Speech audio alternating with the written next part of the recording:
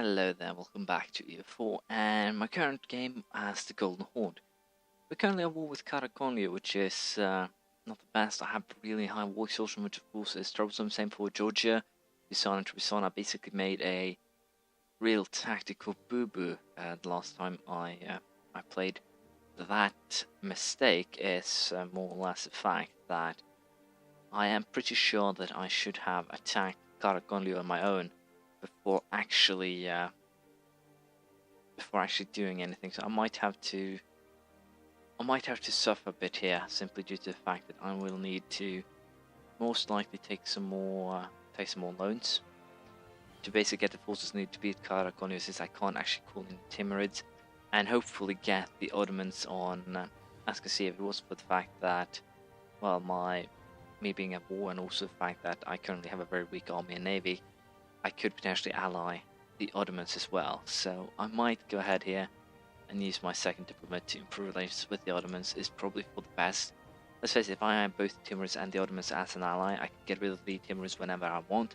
I just have to stay clear of the Ottoman forces. But as I said, I'll probably have to buy, probably hire some Eastern cavalry and take up some loans to actually get that cavalry, so I can actually beat Karakonya here and try and see if I can get them to spread out their forces for sieging. So we're going to pull back into my own lands right now, and we're going to hire first one regiment, and then we'll see what I actually come up with there. But yeah, I really made a tactical boob last time.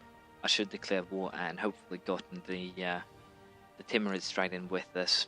So that is really just my error. I also need to do Muscovy rather rapidly, I think, because they don't like me, and they will most likely end up attacking me here if I'm not careful.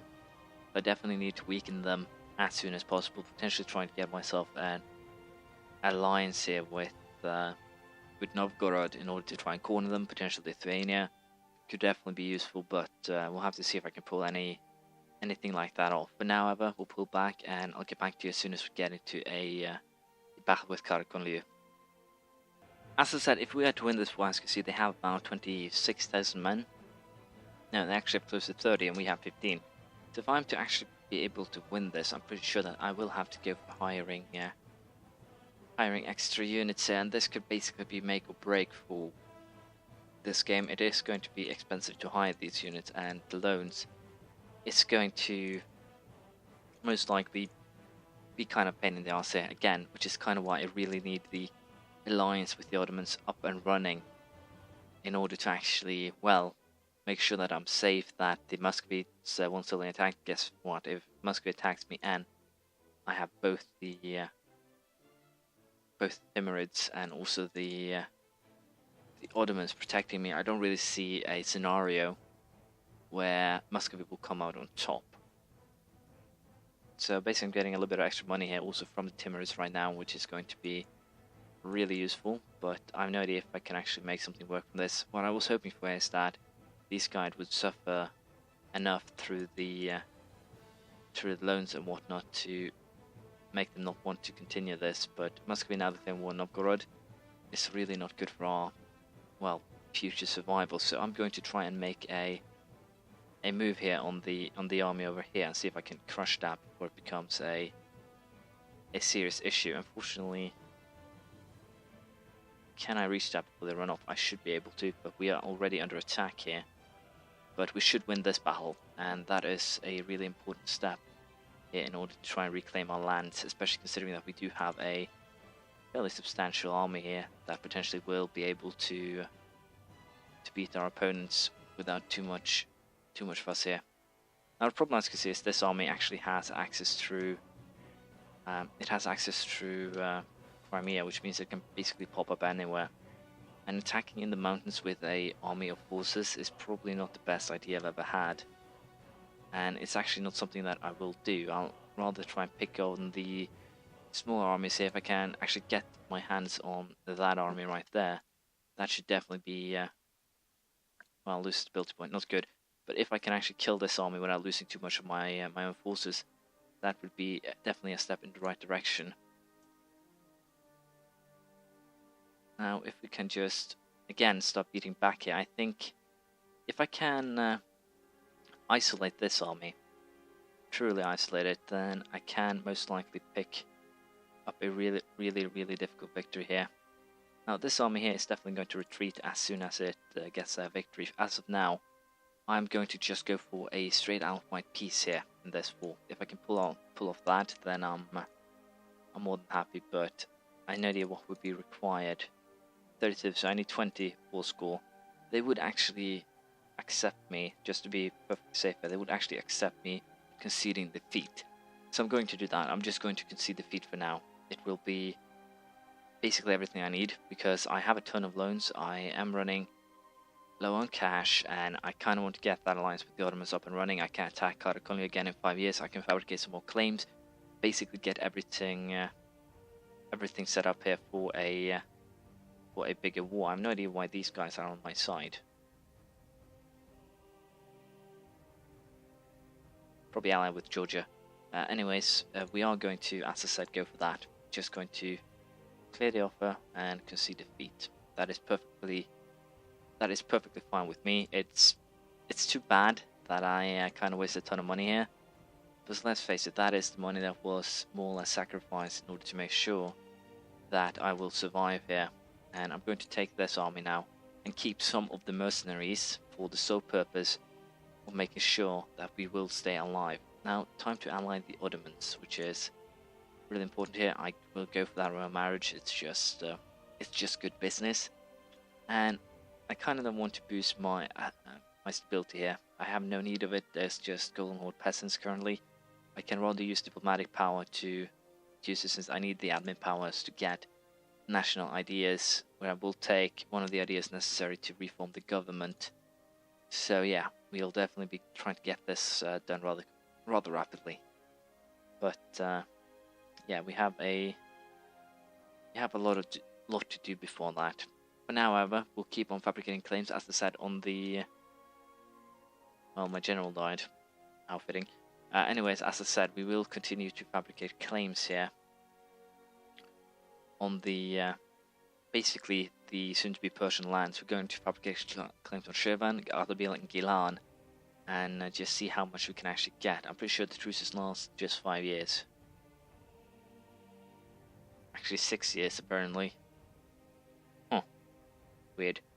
Anyways, this is just what we'll have to live with for now. I should probably also start improving relations with Realignment so I can annex them.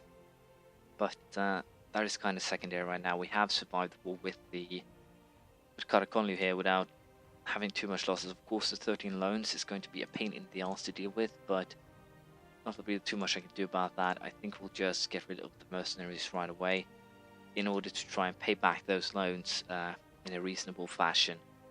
Again, I do have allies now that should keep me safe, but this is a gamble. Potentially these guys now can turn around and say that they don't want to be my ally anymore due to my my weakness, so to speak. So I definitely need to... Am I giving subsidies to them? No, I'm not. I can't. But anyways, as I said, I'll just work on repaying the loans and we'll see if something interesting happens.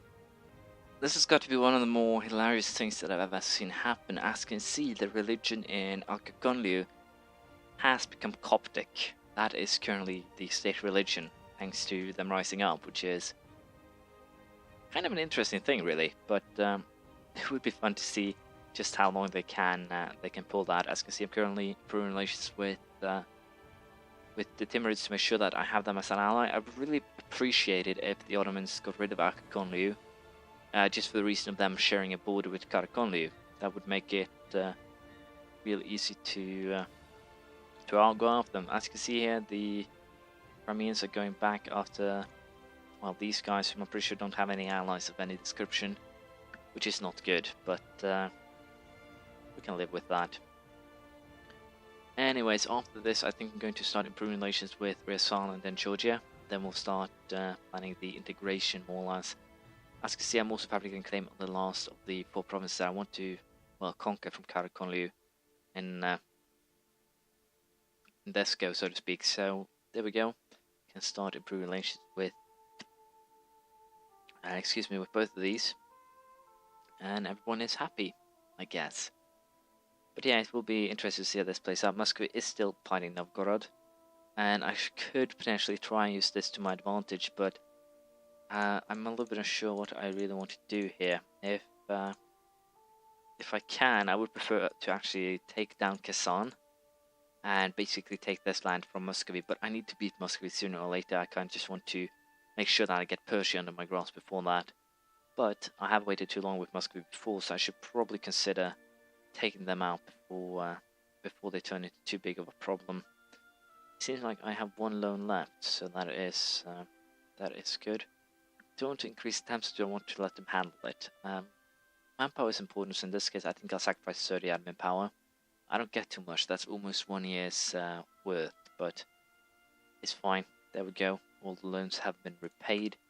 And basically now what I'm going to do is save up money, and we're going to prepare for another war against these guys as soon as we can. They're currently allied with Crimea and Kazan, which could potentially mean that I should consider fabricating claims on these 3 provinces, and also make sure that my troops will take care of the north while I have Timurids hopefully walk all over Karagonlu. But I'm a little bit unsure how we'll handle this. It's kind of a weird and difficult situation for me, so we'll just have to wait and see how this plays out. But as you can see, my army force limit is 22, so I have a lot to go on. Potentially something that will be really, really valuable to me has just happened, and that would be the fact that Crimea is currently at war with Lithuania. But of course the fact that the Ottomans have been dragged into this war is not good at all. It means that the Ottomans will more or less be worthless in my war against Karagonlu. But I am fabricating claims on... I'll probably be able to fabricate claims on Lower Don and Cuban before time runs out here. And we'll just have to wait to see how that plans out. But for now, I basically started getting the force I need. I'm a little bit unsure how the rules are for Horde. So basically I can have exact same amount of both of them if I go for basically this system. But I only have enough money to hire 5 new units for now, but we'll save up more and we'll be ready hopefully to fight Karagonlu soon. As you can see here, we have 9,000 in Georgia, 6,000 in Ryazan, and with my 7,000, once everything is joined up, we should be able to win this war here, especially with Lithuania now kicking Crimea's ass. I can easily... And let's face it here, the nation of Ottomans is calling me to war. Bosnia, Castile, Navarre and Portugal. Let's face it, none of these nations are even close to being likely to getting to my borders, so we can't accept that in, well, good fate, I guess. I hope. I might have made a huge mistake, but we're gambling here. It's a lot more fun that way. Anyways, I am going to hire 1 more regular archers. I know it's kind of a waste of manpower, but I just need the soldiers for now. And the truce is running out in... See here, 25th September, so just a couple of months left, and then we are going to be on the warpath again, and I'm looking forward to it. Hopefully this time we can beat Karagonlu and set up Persia, and basically then use Persia as our base of operations. We'll probably break our alliance with Timurids. I'm a little bit unsure. No, I will not break the alliance with Timurids. I'll rather use them and exhaust their troops, and then Persia will probably get a lot of free provinces. That is at least my hope. But this is the end of this episode. We have more or less prepared ourselves for another war against Karagonlu, and we'll see how it goes tomorrow. Thank you for watching, and I'll see you next time. Bye.